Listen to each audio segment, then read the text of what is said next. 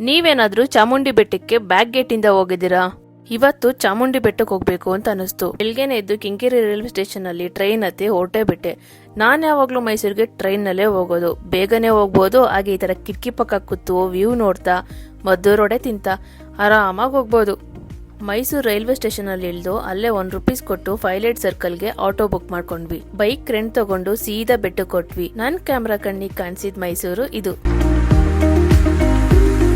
Front gate ಇಂದ ನೀವೆಲ್ಲ ಬೆಟ್ಟಕ್ಕೆ ಹೋಗಿರ್ತೀರಾ, ಆದ್ರೆ ಇವತ್ ನಾನು ಬ್ಯಾಕ್ ಗೇಟ್ ಇಂದ ಸಿಗೋ ಈ ಬೆಟ್ಟದ ವ್ಯೂನ ತೋರಿಸ್ತೀನಿ ನೋಡಿ.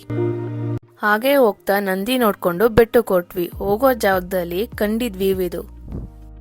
ಇಷ್ಟ್ ಚೆನ್ನಾಗಿರೋ ಜಾಗದಲ್ಲಿ ಒಂದ್ ರೀಲಾಗೆ ಒಂದ್ ವಿಡಿಯೋ ಶೂಟ್ ಮಾಡಿಲ್ಲ ಅಂದ್ರೆ ಹೇಗೆ ಹೇಳಿ.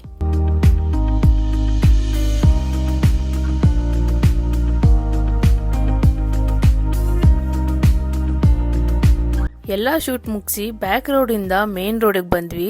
ಅಂದಾಗ ಈ ಬ್ಯಾಕ್ ರೋಡ್ ಬಂದು ನಂಜನಗೂಡ್ ಮತ್ತೆ ಊಟಿಗೆ ಕನೆಕ್ಟ್ ಆಗೋ ರೋಡ್ ಇದು. ಬೈಕ್ ಪಾರ್ಕ್ ಮಾಡಿ ದರ್ಶನ ಕೊಟ್ವಿ. ನನ್ಗೆ ನನ್ ಫ್ರೆಂಡ್ಸ್ ಯಾರೇ ಬೆಟ್ಟಕ್ಕೆ ಹೋಗೋಣ ಅಂತ ಕರೆದ್ರು ಯಾವ್ದೇ ಕೆಲ್ಸ ಇದ್ರು ಅದನ್ನ ಬಿಟ್ಟು ಹೋಗ್ತೀನಿ. ಯಾಕಂದ್ರೆ ನಂಗೆ ಇಲ್ಲಿ ಬಂದ್ರೆ ಅಮ್ಮನ್ ನೋಡ್ದಾಗ ಆಗೋ ಒಂದ್ ಸಮಾಧಾನ ಇದೆಯಲ್ಲ, ಆ ಸಮಾಧಾನನ ಮಾತ್ನಲ್ಲಿ ಹೇಳಕ್ಕೆ ಆಗೋದಿಲ್ಲ. ದರ್ಶನ ಮುಗಿಸಿ ಊಟಕ್ಕೆ ಅಂತ ಕ್ಯೂ ನಿಂತ್ಕೊಂಡಿದ್ವಿ. ಆ ಕ್ಯೂ ನಲ್ಲಿ ಜನರಿಗಿಂತ ಜಾಸ್ತಿ ಇವರೇ ಇದ್ರು ನೋಡಿ. ಇಲ್ಲಿ ಪ್ರಸಾದ ಅಂತ ಕೊಡೋ ಪಾಯಸ ಮಾತ್ರ ನಂಗೆ ಸಖತ್ ಇಷ್ಟ. ಇಲ್ಲಿನ ಪ್ರಸಾದ ಅಷ್ಟೇ ರುಚಿಯಾಗಿ ಕೂಡ ಇರುತ್ತೆ. ಪ್ರಸಾದ ತಿಂದು ಉಂಡಿ ಕಾಸಾಕಿ ಹೊರಟ್ವಿ.